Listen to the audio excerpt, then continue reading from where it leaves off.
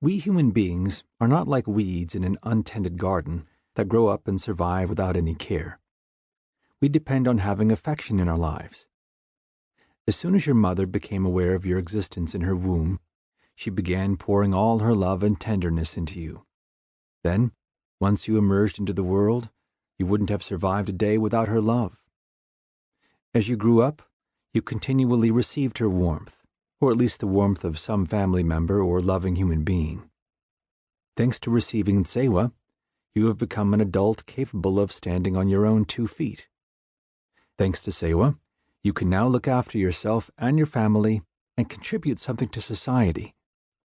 If you hadn't received so much love throughout your life, you would not feel any security or strength inside. You would not have a sound mind. Our well-being also depends on our expressing Tsewa to others. From early childhood, we have been learning to open our hearts to parents, siblings, friends, and pets. If our heart had never developed the ability to feel warmth toward others, if there were no one toward whom we felt tenderness, closeness, and trust, we would now be in a state of painful isolation. Our mind would be imprisoned in a miserable state of narcissism. Of course, the happiness and sound mind we enjoy are only relative.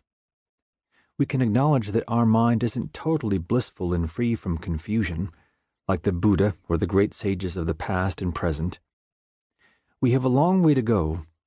Still, there are so many fortunate aspects to our lives and minds that we have to appreciate. And when we appreciate them, we should examine where they come from. What is their source? By contemplating this question deeply, we will discover the indispensable role that giving and receiving Tsewa has always had in our lives. We will come to see that Tsewa is like oxygen. There's no question that we need oxygen to survive. Whether we breathe in oxygen is not up for debate or negotiation. If we're in a place without oxygen, or if we can't breathe, then our lives are in grave danger.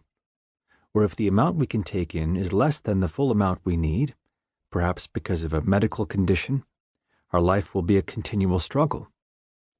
Just as our lungs always yearn for oxygen, our heart always yearns to be open, to give and receive Tsewa. So when we shut down our hearts, whether intentionally or not, we suffer. We feel mentally and emotionally disturbed. All sentient beings, down to the tiniest insect, want to be happy and free from suffering.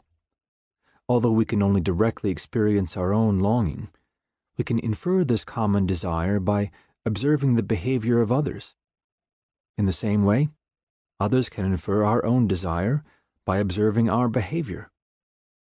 For all beings, this longing is continuous. We feel it day and night, week after week, month after month, year after year. But what really is this happiness we seek, other than the exuberant openness and warmth of our own heart? Without Tsewa, is there any other source of happiness? Can we find happiness in physical comfort and sensory pleasures, in relationships, the perfect job, the ideal house, a bank balance with many digits, the American dream? Now, I'm not saying these things have nothing to do with being happy.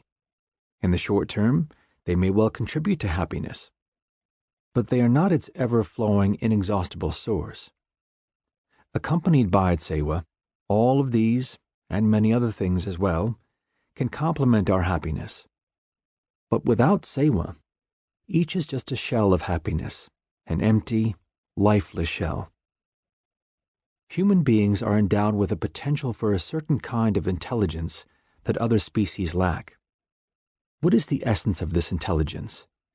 Is it the mental ability to learn and do complex things? A young woman can set an intention to become a brain surgeon.